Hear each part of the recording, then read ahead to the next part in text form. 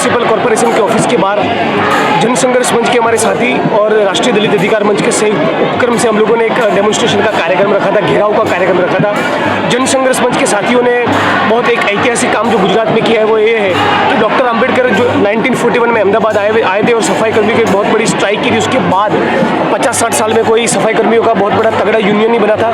तो 2014 में जन संघर्ष मंच के साथियों ने वाल्मीकि समुदाय के करीब 2500 सफाई कर्मियों को यूनाइट किया और मोर्चा खोला सरकार के सामने और एक हिस्टोरिक 28 दिन का स्ट्राइक हुआ, जिसके चलते यदि मैं गलत नहीं हूँ तो 8 घंटे के उस वक्त पे 2200 रुपये मिल रहे थे।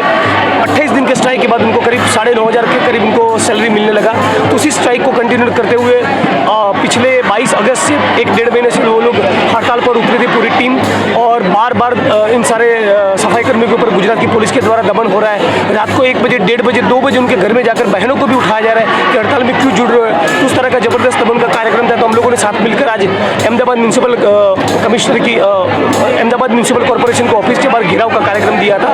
और आज भी पुलिस ने बहुत जबरदस्त दमन किया।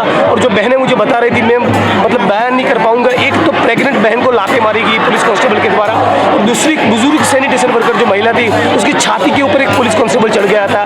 तो इस तरह का बहुत खतरनाक दमन हुआ है और हर कीमत में हम लोग इसको चलाने वाले नहीं है। और जिस तरह से गुजरात में सफाई कर्मियों का जो आंदोलन चल रहा है, तो उनको पीएफ का बेनिफिट नहीं, उनको ईएसआई का बेनिफिट नहीं मिला, उनको न्यूनतम वेतन भी गुजरात की सरकार देने को तैयार नहीं।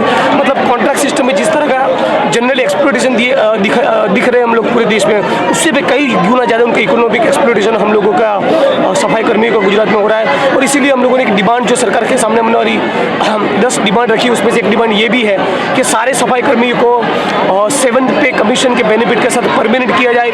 यदि उनको ये बेनिफिट नहीं दिया जाएगा, यदि उनको परमानेंट नहीं किया जाएगा, तो सारे लोगों को हमारी अपील है कि 1 अक्टूबर के दिन मोदी साहब के मत विस्तार मणिनगर में वो लोग रेल रोक देंगे। और गुजरात की सरकार ग्लोबलाइजेशन और न्यू लिबरलिज्म की सोकोल्ड दावे और उसको प्रमोट करने की सारी बातों के बावजूद और 20 लाख करोड़ के पूंजी निवेश के दावे के बावजूद, उसी वजह से ये जो काम है उसका प्रोफेशनलाइजेशन नहीं करे और कोई टेक्नोलॉजी इंट्रोड्यूस नहीं करे, ताकि ये लोग जो कास्ट और क्लास बेस्ड एक्सप्लोटेशन का विक्टिम है, ट्विन एक्सप्लोटेशन का विक्टिम है, वो लोग वहीं के वहीं रहे।